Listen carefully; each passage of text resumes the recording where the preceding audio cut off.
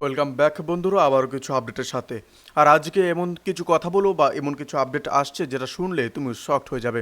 একদিকে মিডল ইস্টের দুটো দেশ এমন একটা ডিলের দিকে যাচ্ছে যেটা গোটা পৃথিবীর তেলের দাম, জাহাজ চলাচল সব কিছু বদলে দিতে পারে।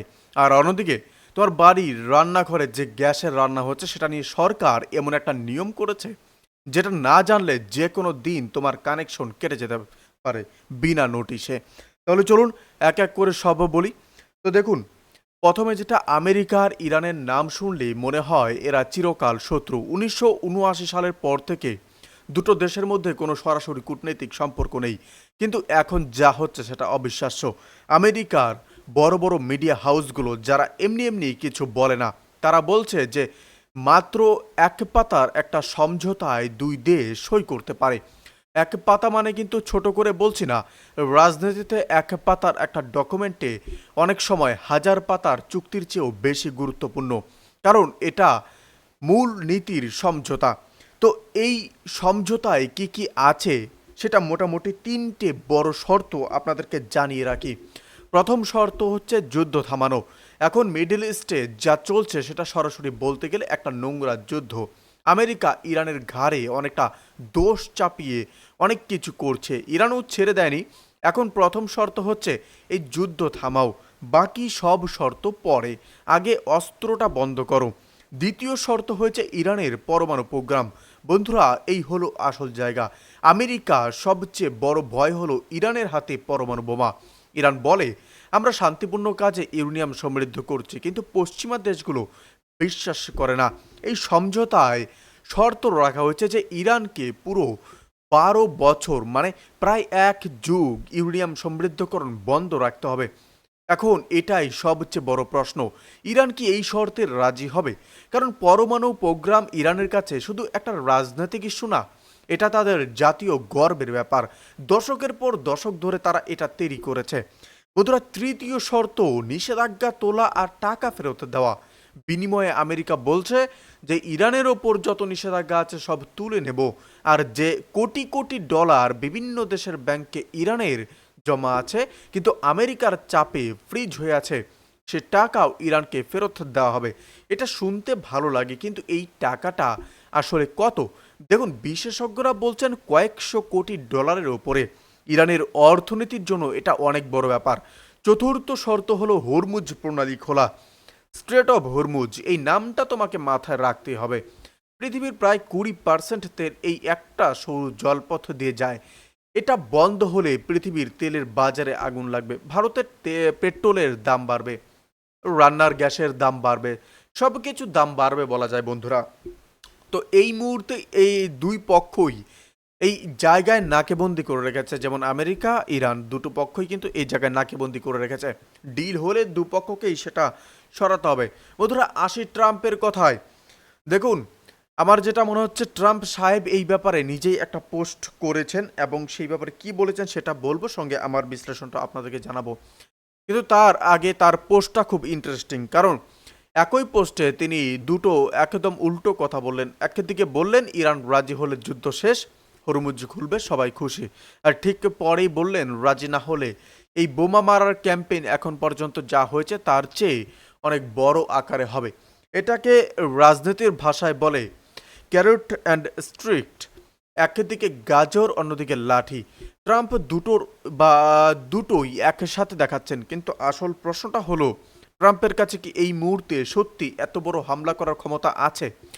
সেটা নিয়ে একটু পরে আসছি আপনাদের সাথে। আর সবচেয়ে বড় প্রশ্ন, ইরান কি সত্যি 12 বছর পরমাণু কার্যক্রম বন্ধ রাখবে?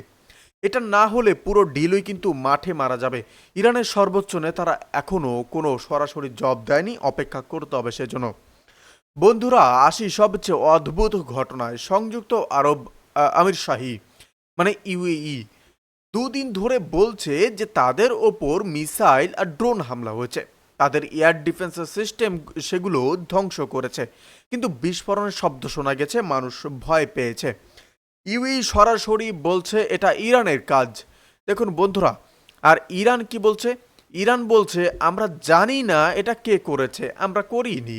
ইরানের রেভলিউশনারি গার্ডের মুখপাত্র বললেন, দেখুন আমরা যখন হামলা করি তখন নিজেরাই বলি লুকাই না, এখন যখন বলছে করিনি তার মানে করিনি।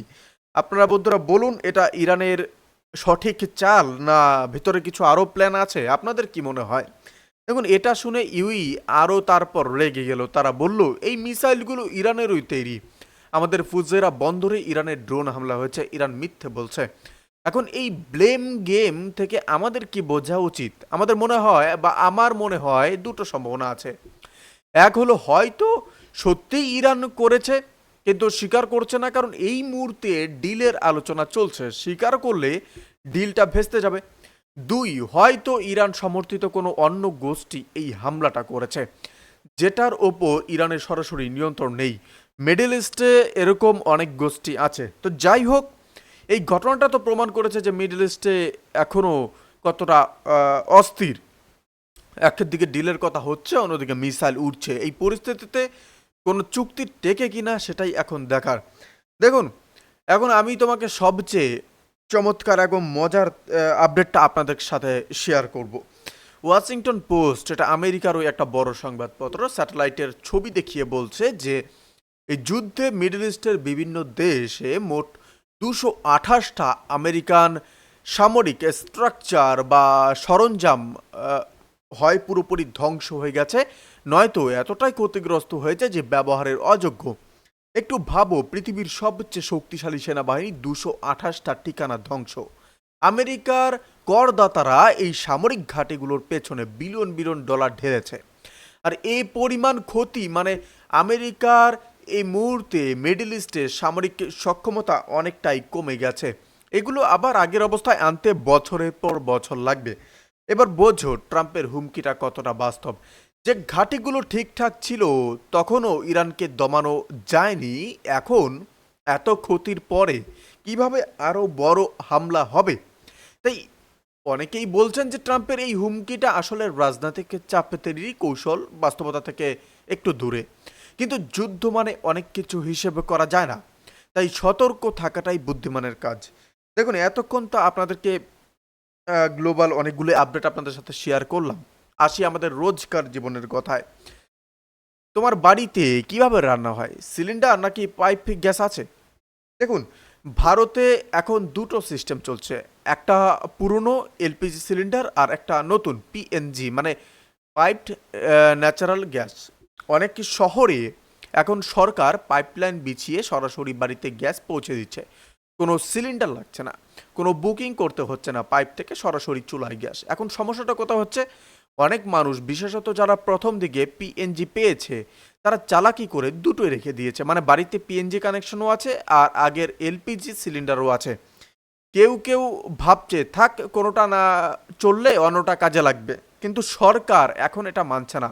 নিয়ম হয়ে গেছে একই মানুষের নামে দুটো কানেকশন থাকবে না। যার বাড়িতে পিএনজি এসে গেছে তাকে এলপিজি সিলিন্ডার সারেন্ডার করতে হবে, এবং এই নিয়মে এখন দাঁত বেরিয়েছে। আগে বলা ছিল, সতর্ক করা হয়েছিল, কিন্তু এখন সত্যিকারের কঠোর নিয়ম লাগু হয়েছে। কি হতে পারে না করলে? দুটো জিনিস, এক জরিমানা হতে পারে, দুই বিনা নোটিশে পিএনজি কানেকশনই কেটে দেওয়া হতে পারে, মানে যেটা ছেড়েছে বা ছাড়ছো না বা সেটাই যাবে। আর সরকার যেটা নতুন দিয়েছে সেটাও কাটা পড়তে পারে, দুটোই হারাতে পারো।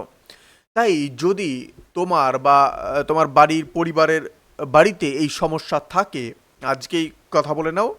সিলিন্ডার কালেকশন বা কানেকশন সারেন্ডার করাটা আসলে ঝামেলার কিছু না, গ্যাস এজেন্সিতে গিয়ে ফর্ম ভরলেই হয়, কিন্তু না করলে ঝামেলা কিন্তু বড় হতে পারে।